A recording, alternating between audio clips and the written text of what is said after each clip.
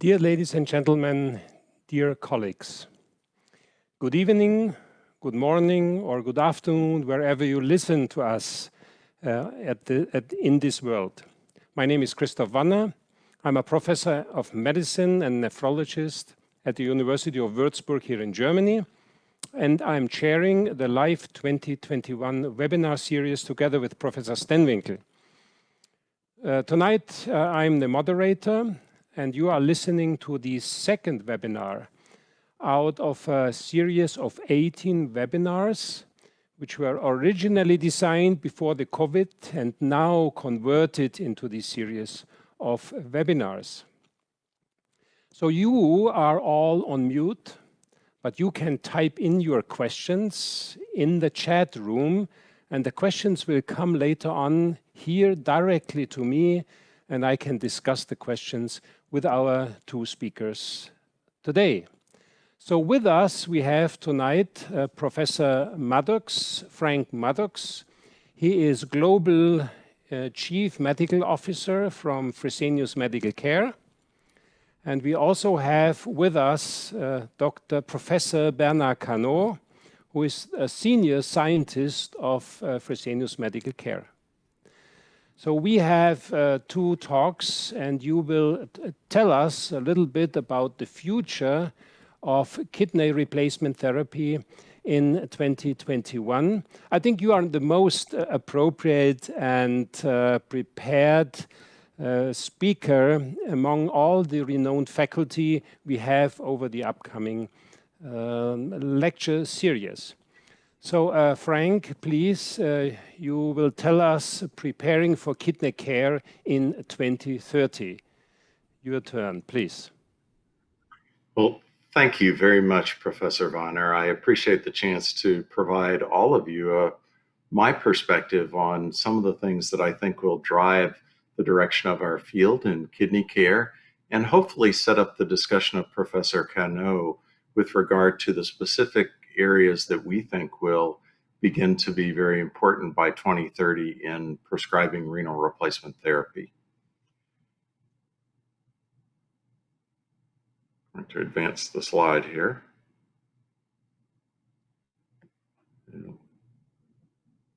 So normally this would be the time at a Congress where we would apply our disclosures and discuss where we work and our appointments and various things. But as a representative leading the medical office for Fresenius Medical Care, there are researchers, there are physicians, there are many others in our organization that allow me to try to reiterate that our belief in our ability to change the future of kidney care for the better by 2030 depends substantially on our ability to focus on trust, integrity, and credibility as we work to advance the field with all of our colleagues and peers. And with that, try to get to the next slide. We annually have a clinical quality agenda. This clinical quality agenda allows us to set up themes in January of each year, which gives us the opportunity to discuss topics of importance and directions that we want to be. And I want to focus on the first two of these. And the first two of these include things that you're going to hear both in my comments as well as comments from Professor Canaud, related to the fact that as renal disease therapies for end-stage kidney disease have developed, we've moved from morbidity and mortality that's directly related to the renal disease to substantial morbidity and mortality related to cardiovascular disease and cardiac mechanisms of injury. Secondarily, as we begin to look at more personalized and precise prescribing for kidney care, it becomes very important that we begin thinking about what are some of the new areas of medicine that will drive our ability to personalize that care. And so I might start today by going back over 60 years and 6 months. This is the team in Seattle, led by Dr. Belding Scribner, but you can also see in this picture Wayne Quinton, Bob Hegstrom, Joanne Albers, Dr. Albers, her husband, and a team that on March 9th of 1960 dialyzed the first chronic patient for dialysis, a man by the name of Clyde Shields. He was 45 years of age. He had no other disease but kidney disease at that time, and was otherwise quite healthy and quite good. He dialyzed, believe it or not, for 11 years at that point. But at the point of his death, he had rampant cardiovascular disease. And it became very clear quickly that even people with singularly kidney disease, renal replacement therapy, had a lot of work to do, not only to save their life from a more immediate death, but actually that there would be other issues clinically that would be adjacent to this disease. At the time, it was quite uncomfortable in that for these early years of renal replacement therapy, if we remember back, there was such a selective process that just access to care was not universal. And you'll see in some of the things that I want to show you in a moment about where we've progressed and where we need to progress to, the fact that access to care became such a focal point for many years and actually decades in our mature healthcare markets, that we're now beginning to look beyond simply the life-preserving therapy to how are we going to address patients and their overall outcomes, living their life with this advanced disease and actually the quality of that life that it occurs. If we look at one of the things that we see over a period of time, it's this recognition that over time, we originally had to standardize portions of that care. We had to create higher levels of both safety, the ability to create this rapid rise in patient numbers that were treated as it expanded, and to recognize that to improve clinical outcomes, we had to create a consistent quality of care. We had to improve the efficiency of the treatment paradigms that occurred. We had to focus on things that were related to safety because there were opportunities for this very mechanical process of extracorporeal dialysis therapy to create mechanical and other issues for patients. And if you realize we had a universally fatal illness with 100% mortality, that in those early years, those first few years of the first handful of chronic dialysis patients, those first outcomes only went down to a mortality of about 60%. And 60% then over the years came down into the 20% range. And that, as we began to refine therapy and bring on techniques that were consistently more reliable, that came down into the high teens. And now we're seeing high single digits and low double digit annual mortality rates with targets that are substantially higher. So as we think about the care that we're beginning to offer, we need to think about what are the things that are coming into our world today that offer opportunities to improve that care. Some of the things are technological advancements, and these technology advancements include data collection techniques. They include the ability to have wearable trackers of information that gives us a diagnostic understanding of how the patient's doing and what their body is doing.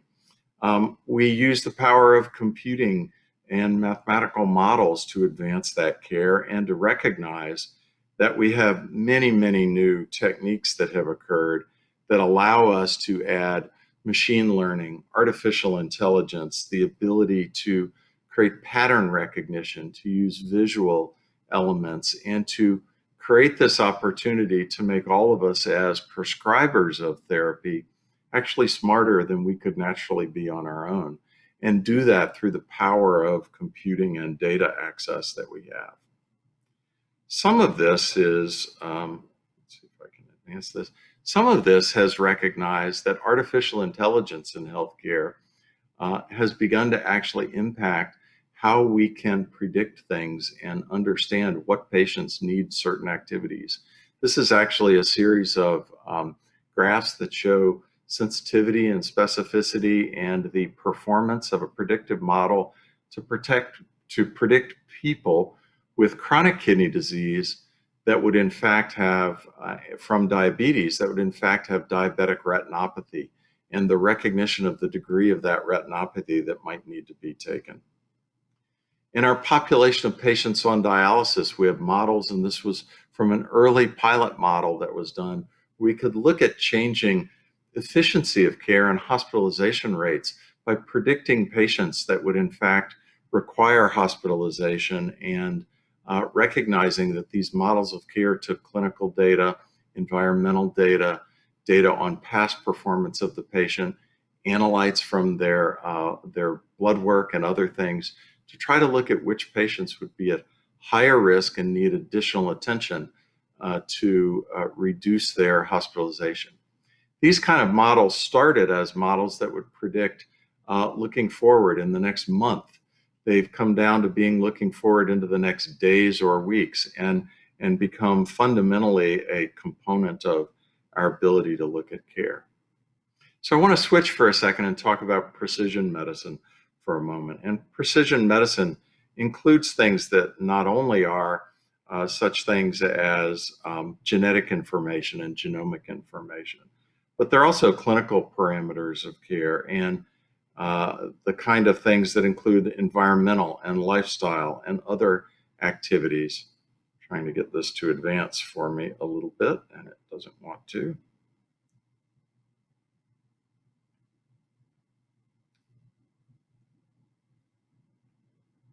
So, we have other techniques that we use to understand lifestyle and social variables, to understand those things that act around the patient in their daily life, but impact their healthcare outcome quite substantially.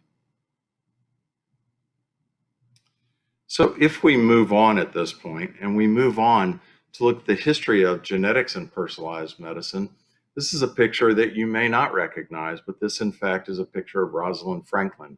She actually did the predominant amount of work in Crick and Watson's world when they actually began to develop the human genome. If we can click forward to the next part of this slide, it was 2003 when we in fact understood that the human genome could in fact be sequenced. And as it was sequenced, that sequencing has continued to evolve into higher depth and higher understanding. But it was in 2005 that the idea of the first genome-wide association studies and sequencing was used to actually connect it to actual disease states of patients. And let's try to move forward one more slide here and continue to sequence through this slide. As we look at the concept of genetics and DNA, we have the opportunity to look at what the conditions are, what the risks are, what the impact on drugs and lifestyle are, that in fact are not so modifiable, but in fact are quantifiable by who you are as an individual. And as we think about precision medicine, we need to think about those particular attributes. Going forward to the next slide, if I look at the history of oncogenomics and I think about nephrogenomics, I actually can think about the fact that we want to create a layer of information that will give us more precise information than we get from our pathologic classification of disease, kidney disease, to mechanisms of injury and what are the combinations of those mechanisms when they are perturbed that actually create the kidney diseases that we see today. We know that in many of our populations, like the type 2 diabetic population that we see, when we actually do biopsies on them, what we find is something beyond diabetic nephropathy. Pharmacogenomics is another area that I think offers huge potential. And if we go to the next slide, we can actually look at the potential to actually recognize that treatments with medications don't always follow the response that we would expect in our patients. And in fact, genetic variation can actually describe that response. And in anticoagulation, which is such an important area in our prescribing of certainly renal replacement therapy, this is one of the areas where patients don't respond uniquely. But in fact, some have expected responses, some develop toxicity and things like HIT and heparin-induced thrombocytopenia, and others develop a poor response where they just are hypercoagulable because they are set up slightly differently than the rest of us.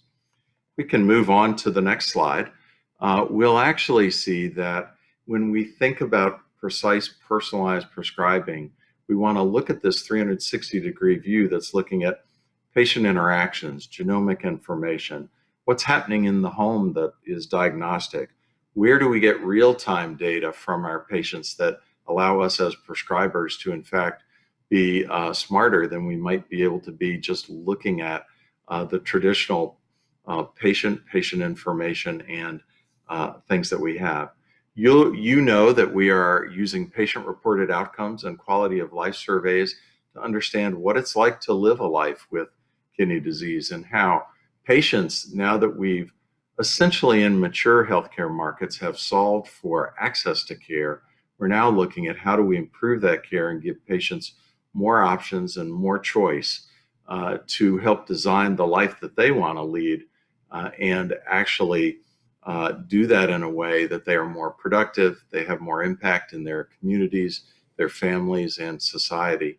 And that's the stage that I see by 2030. We'll be much involved in a much more holistic approach than simply dealing with the pathophysiology related to renal replacement therapy. With that, I will turn it back over to you, Professor Wanner, and look forward to the question and answer session we're going to have in a few minutes. Thank you, Dr. Maddux, for this interesting view in the next 10 years of kidney care.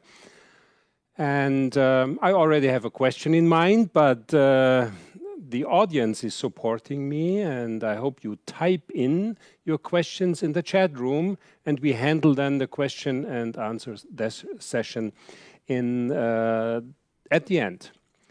So now we go to the next talk. My long-term colleague, Professor Bernard Canaud, currently senior scientist at Fresenius Medical Care. And Bernard, that's now your part, your talk, and I hand over to you. Please, Bernard. Thank you, Professor Wanner. Dear colleague, it's my privilege and pleasure to share with you how the technology will help certainly in advancing renal replacement outcome in 2030. So focusing on a technical aspect. But as any clinician knows, blood purification is just one piece and a tool that must be integrated in a care which is complex, as we learned from Dr. Maddux in a few minutes ago. So just focusing on blood purification and all the technological aspect is just a very specific aspect I want to discuss. Before that, the agenda is, of course, to recognize what has unmet needs in dialysis patients, current issue of treatment options that we have developed, future of renal replacement therapy, and what would be the clinical impact of new tools for monitoring. So recognizing unmet needs in CKD patients is important, and as Dr. Maddux mentioned, it's focusing on the cardiovascular mortality. As we know, a lot of studies, but particularly this one, have shown that mortality in dialysis patients is 10 to 100 times higher in dialysis patients as compared to the general population now. Again, if you look on transplant, and then with a successful transplantation, the mortality cardiovascular is still 10 times higher. As shown on this slide, cardiovascular disease burden is tremendously high in dialysis patients. Coming from the US RDS, 55% of mortality of dialysis patients is coming from cardiovascular origin, and among them, 25% is just related to arrhythmia or sudden cardiac death. So what are the current issues with the treatment options that we are delivering today? Just put a very simple way. Intermittent and short treatment time has a poor global efficiency, meaning that we are left with uremic residual syndrome. But on the other side, a physiologic profile of 3 times a week treatment is associated with biologic storm, circulatory stress, dialysis sickness, which have altogether a negative impact on the disease. so negative disease modifier, which are associated with the uremic syndrome, residual uremic syndrome, creating a poor outcome of the patient. So designing the future of renal replacement therapy is a challenge. And then I put this slide in a very simple way. First, we have to increase efficiency, left side, and certainly to monitor what we are delivering to the patient. We want to enhance, certainly, or reduce hemocompatibility. We want to prevent dialysis-induced stress. And also, we want to tailor a little bit electrolyte prescription, and particularly sodium handling. I will show you in a minute. So, increasing global efficacy of dialysis technique requires to act on two components, time and dosage. Treatment option and modality are essential to increase treatment dose, but also the treatment time to ensure better stability and tolerance, and I will show you in a minute. Efficacy, not focusing on CAT over V or CAT, but focusing on the large spectrum of molecular weight uremic toxin. This large study shows that just by increasing dialysis dose, focusing on the small molecule substances delivered and reflected by continuous monitoring of CAT over V, you can tremendously reduce mortality. So this is shown just by increasing, for example, by 15 liters, you can reduce by almost 50% mortality in dialysis patients. Not only small molecule, but now if you enlarge the spectrum of uremic solute who are accumulating in chronic kidney disease patients, and using high volume hemodiafiltration, it's also possible to reduce all-cause mortality by 14%, cardiovascular mortality by 23%. Then, considering the cardiac mortality as a major cause of death in dialysis patients, again, using high volume hemodiafiltration, as you can see on this cause-specific analysis, it's possible to reduce by 20% cardiac mortality, particularly myocardial infarction, arrhythmia, or congestive heart failure. Treatment time, as I mentioned, is quite important, both for efficiency and hemodynamic stability. In this prospective study, just by increasing treatment time by 4 hours, from 4 to 8 hours, both in hemodialysis and hemodiafiltration, you tremendously improve cardiac output, and certainly you can improve with blood pressure stability by increasing also systolic blood pressure during the dialysis session. So now sodium is another crucial target for improving outcome of CKD. New physiologic findings have identified that sodium accumulation and toxicity in CKD patients are not restricted to sodium osmotically active, left side, but also with a water-free sodium storage in the tissue, meaning that the accumulation of sodium can act together on the hemodynamic status of the patient, on the metabolic action on the other side, and creating organ damage and certainly reducing the survival rate of this patient. So we know from the literature and the different studies that chronic fluid overload is a tremendous risk factor for cardiovascular mortality. Fluid per se, as a surrogate of sodium excess, is an independent risk factor associated with a poor outcome, as you can see on the slide. Now, if you combine fluid overload plus high pressure, then you have a tremendous enhancer of poor cardiovascular outcome. Again, fluid overload is a strong enhancer of cardiovascular mortality. Fluid overload assessed by bioimpedance in this case is quite common in dialysis patients. We can estimate that 50 to 60% of dialysis patients present with some degree of fluid overload. Fluid overload is associated with hypertension, as you can see, in some patients, but not all the patients, but still fluid overload, even independently for the pressure level, it's a tremendous high risk, as you can see on this slide. The red zone, mortality is increased almost by twice as compared to the patient in normal fluid status. Sodium management in dialysis patients requires now a new vision and certainly more comprehensive approach. In that sense, I put that on a slide with the clinical management, certainly using instrumental and imaging technology, patient management, and advanced analytics to certainly improve the outcome of the patient. Here is presented a schematic vision for personalizing hemodialysis care and using already a valuable option, thermal balance, relative blood volume change, blood pressure monitor, bioimpedance. But a new one will come in a minute. I will insist on this element, sodium balancing module. So the idea from the study here is just to move new thinking way, moving from dry weight to fluid management and pressure management to sodium and water, I would say fine-tuning management.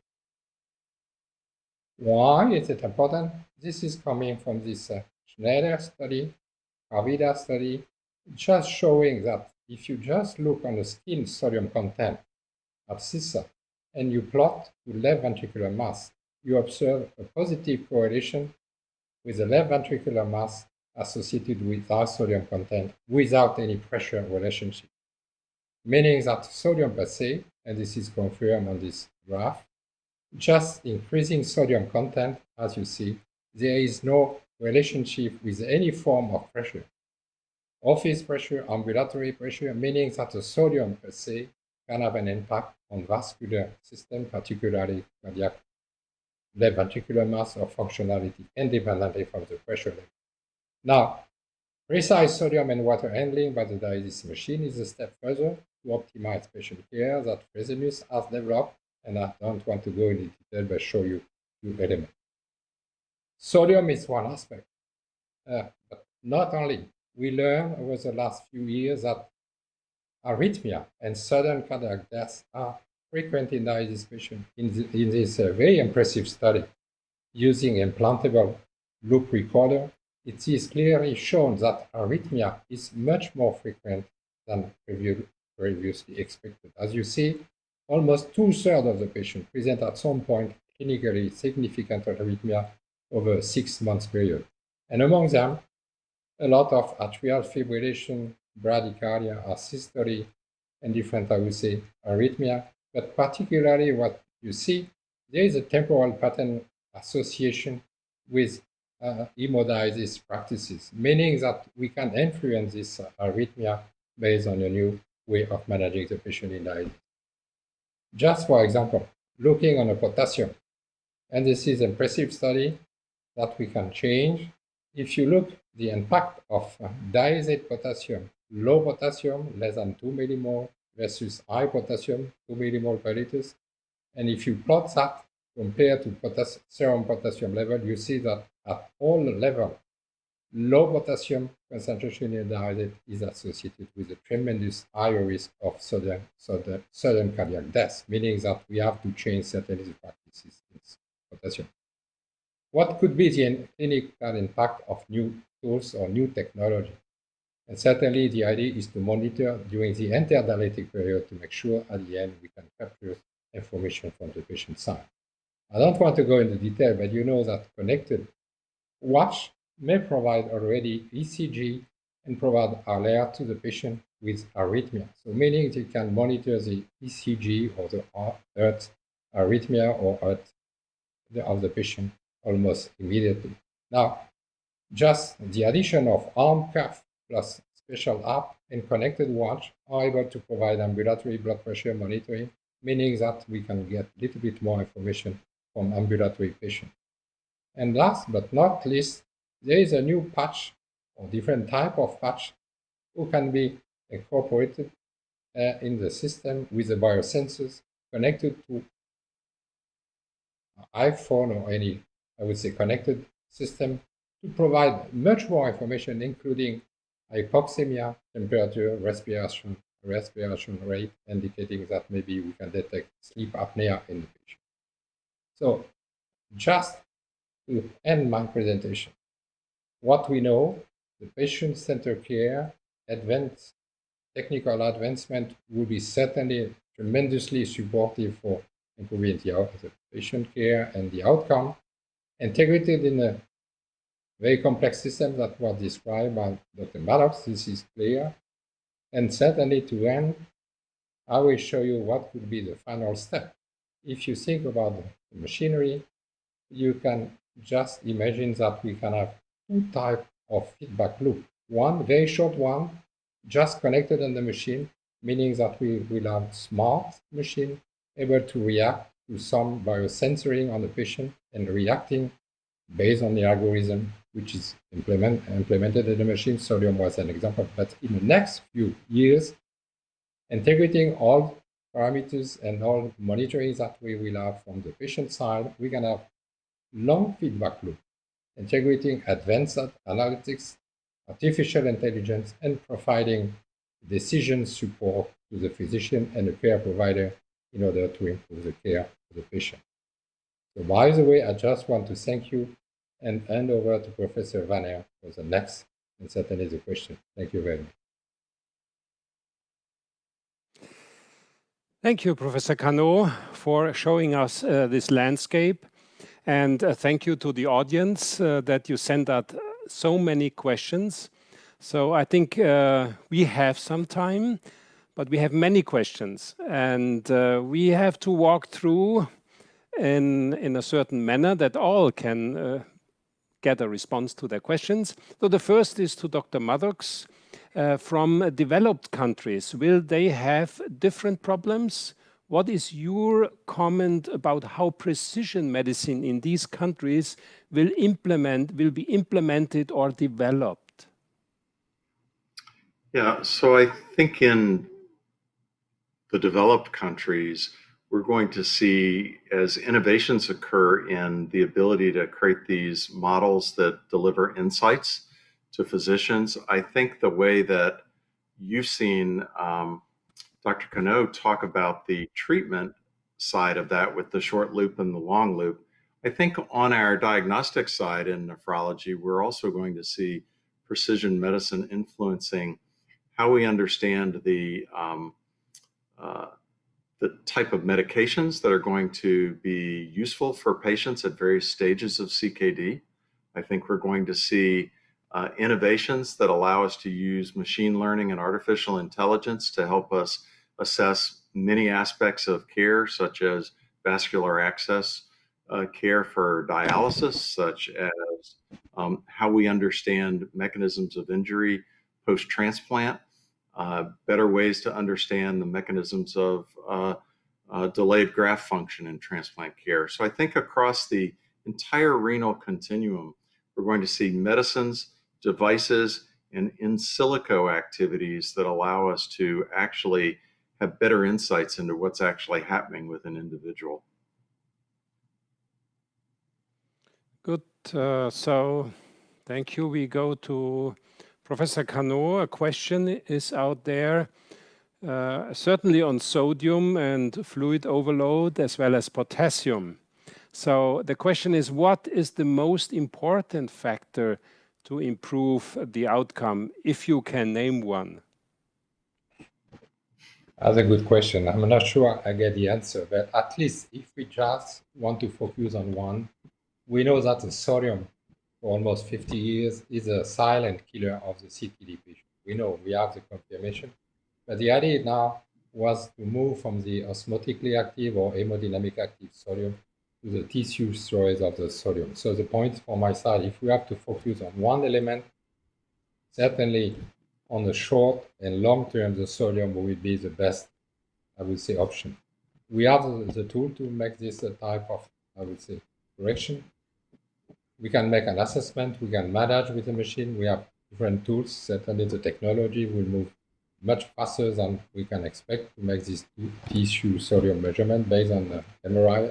I'm not sure that the people who do MRI every day is not the point, but still we have a lot of tools focusing on the sodium. The idea from my side is just to say move away from what we consider as a dry weight, which was in the 60s the basic of dialysis, and then in the 70 or 80 we moved to the fluid management and the pressure, and now we have to focus on the sodium. We want to act on the main actors of this blood pressure, side effect, metabolic aspect, and then if we can tackle the sodium, I'm sure we will have a tremendous benefit for the patient. Potassium is part, but certainly that would be easier for my side to handle the potassium as soon as we get microsensoring of potassium on the diazide side of the machine. So it will come. There are some studies showing that it could work, but certainly that will be the next step. Okay, so sodium at first place, but I feel for us clinicians also the most challenging. Good. Can I extend the question what you think about the idea to include into the Fresenius team cardiologists to promote and be part of the future of the patient center focus? I'm a nephrologist and I hear that somebody wants to get me a cardiologist at my side. I wonder what you are saying to this. Up to Frank to answer, but I can answer from my side. I would say, of course, that's already done. I would say, if we consider that cardio-renal syndrome, it's the same story for the cardiologist and the nephrologist. They need to act together with the diabetologist and now certainly with geriatrician. So we need to have a sort of team. Cardiologists should be part of this, I would say, way of thinking how to improve, I would say, care in dialysis or CKD patient, because what I did not mention, cardiovascular disease does not start at the launch of dialysis. It starts 10 or 15 years before. So we need to act a little bit upstream to make sure at the end we don't get a patient with a tremendous, I would say, cardiovascular damage when they start dialysis. But of course, cardiologists should be part of the game as diabetologists, as a geriatrician, as dietitian. So we need to have a complete team to support, I would say, CKD patients. So I would turn the question. I would turn the question around just a little bit, and I would say what we do need in the interdisciplinary team is to make sure that the cardiologists are thinking of the disease states as being not like the general population they might care of with atrial fibrillation or with congestive heart failure or with others, but to recognize that the advanced kidney disease patient is going to present quite differently in how they respond to both medicinal therapies and what their sort of key drivers of their heart disease is. Because even if you look through the CKD stages, the heart disease that a stage 4, stage 5 non-dialysis patient has is very different than the heart disease that occurs in a long-term prevalent chronic dialysis patient. And so I think that trying to get the cardiologist to be sensitive to the renal disease and trying to get the nephrologist sensitive to these cardiovascular insults that are so predominant in our population are both targets for both of our peers and colleagues as nephrologists, but also for our cardiology colleagues. Good. I also wanted to add a word. I heard a bit from Professor Canaud arguing that the multidisciplinary team, this is something we hear more and more, is what you maybe wanted to propose. Good. Okay. We have another question to you, Bernard. Uremic toxin removal now seems to be more and more neglected. It was at the front many years ago. So there are another non-patient related aspects which seem more important, technology and artificial intelligence. Have we run out the steam in reality is a question.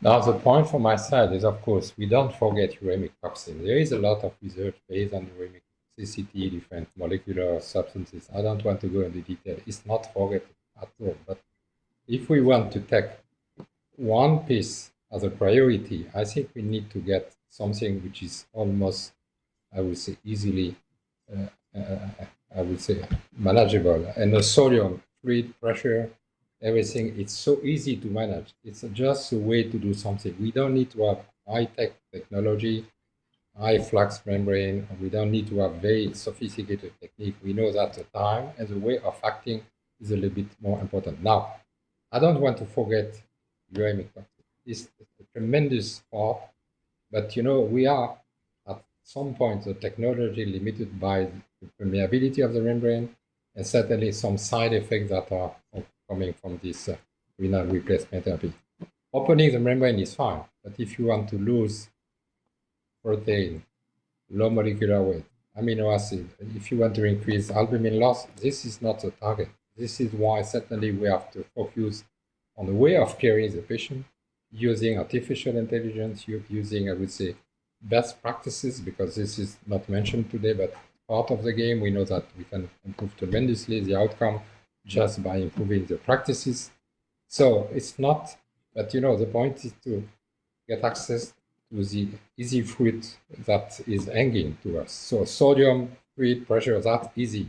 Now for the next step, we can still think about, and I'm completely convinced that mode of attention is still part of this tremendous tool, but okay, we need to put a priority today. I think sodium and volume are certainly one of the most, I would say, achievable target to improve the outcome of our patient.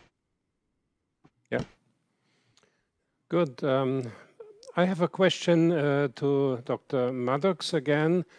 How costly do you think is precision nephrology, are the new devices, the technology which is coming, and how costly will be this precision medicine nephrology will be once it is introduced into treatments and the infrastructure?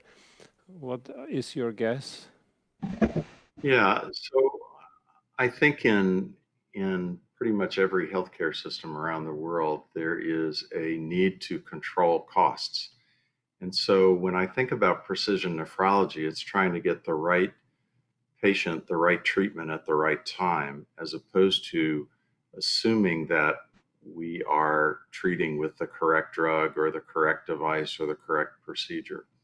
So when I think about the cost, it's not the cost of the individual procedure or drug or therapy. It is the total cost of care that we're looking to reduce by impacting more precisely better health for the patient overall by understanding what's actually injuring their kidney or the adjacent illnesses that come from the kidney disease. And so it's a difficult question to answer directly because it's not one price. It's really, if you reduce hospitalization by a substantial amount, then you reduce dramatically the total cost of care for the healthcare delivery system, even though the individual treatment that or infrastructure that you might want to invest in costs additional money from what we're doing today. I think in relation to the last question, this actually relates to cost of care, and that is, as we've looked at our ability to remove uremic toxins, we've gotten to a certain level of performance that's going to require that we look at other things that might be involved in the outcome of the patient beyond simply the removal of those uremic toxins. And those are some of the things that will, in fact, if we can learn to do a better job and a more precise job for an individual, we may well find that the total cost of care for either the government or the payment system or the private payer actually goes down. Yeah, let's go back to Professor Canaud. Is blood flow still important for improving dialysis outcome? That's a very technical question. I would say from my side, blood flow is important to achieve certain clinical performances of your system. Of course, if you multiply blood flow by the time of the duration of dialysis, you know that you are able to clear a certain amount of blood of the patient. I'm not sure that blood flow is important for the dialysis outcome, because there are sort of controversy. If you go to Japan, low blood flow but longer dialysis time is associated with tremendous, I would say, good outcome. In Europe or maybe US, high blood flow, short time is associated with limited or certainly poor outcome. So outcome is not linearly related to blood flow. So we have to consider the blood flow to increase the efficiency. Now we have to consider maybe the time as a way of improving the outcome, reducing cardiovascular stress, reducing, I would say, certainly the fluid overload of the patient. So the blood flow per se is not, on my side, the limiting factor. We need to consider the blood flow for the efficiency, but this is not a target for the outcome. Don't mix what we'll know that maybe I'm not talking about the blood flow from the vascular access. It's clear that creating vascular access with 2 liters minutes of blood flow, this is a disaster for the patient. But I'm not talking about this blood flow. I'm just talking about the extra component blood flow that we can achieve during any dialysis session. That's my limitation. Good. At the end of your talk, you showed us some devices, and I'm asking Dr. Maddux, is this currently the most proliferative area of development, or are we not jumping to the next step? It seems to be that these devices I have seen for a couple of years, they are now established, in part they are used. Where is the most proliferating area currently? Yeah, for me, there are two proliferating areas in the dialysis device. One is the continued development of how do we create more effective and efficient systems in our current devices for therapeutic benefit. But I think the biggest addition is the ability to recognize the dialysis machine as a platform for diagnostic information, whether that's hemodynamic information, whether that's other information about how the patient is responding to today's therapy, or whether that's even information about how to most safely and efficiently deliver the treatment given that condition of the patient. How much fluid have they gained in the interdialytic period, what their current electrolyte state is. So I think the advances come in three areas. Some degree therapeutic effectiveness, efficiency, and safety. Secondly, diagnostic information. How can we actually learn more about our patients while they're in the range of the machinery that we use? And then thirdly, the recognition that all of these devices need to move into a connected health environment where we're gathering that data and being able to analyze it, or at least get it in front of the care team. And let's move this question to Professor Canaud. When we all have this, is the patient better off at home? Can we move this the home dialysis by 2030? Is this, or will this still be in center? A question discussed in the pandemic area currently very often. So should we move to home by 2030? That's a difficult question too. I have to answer. One is a personal one, which is a physician involved with home therapy for almost 20 years. I know that home therapy will provide tremendous beneficial effect for the patient, quality of life, flexibility of the treatment, quality of the treatment. So it's a completely different story. Now, if you look on the other side, survey, the trend, you see that in center, we certainly stay as a main therapy. So there is an in between what could be home therapy in this landscape. Some countries are putting, I would say, limits. I know, for example, in France, they said 20%. I know that in Australia and New Zealand is up to 40%. So there are some trend, but this is a little bit not based on, I would say, the technical aspect. This is, I would say, healthcare system or the system who is promoting or supporting or not supporting this home therapy. I'm sure that home therapy will have a fantastic role in 2030, not only because of the beneficial effect of the dialysis at home, or you can have treatment time that you need, you can expand the numbers of sessions, you can do what you want, but also supported by the new technology, connected technology, new devices. So we will have opportunity to increase certainly the number of percentage of dialysis home based on this new technology. So we will see what will be the answer 2030, but it's easy. I'm sure that we can move up to about 20-30% home therapy. Maybe the US would be 50%, as President Trump asked a few months ago, but we will see. I would just add one quick comment. I think by 2030, we will see more patients having choices for home therapy during this lifetime journey they will traverse through advanced kidney disease.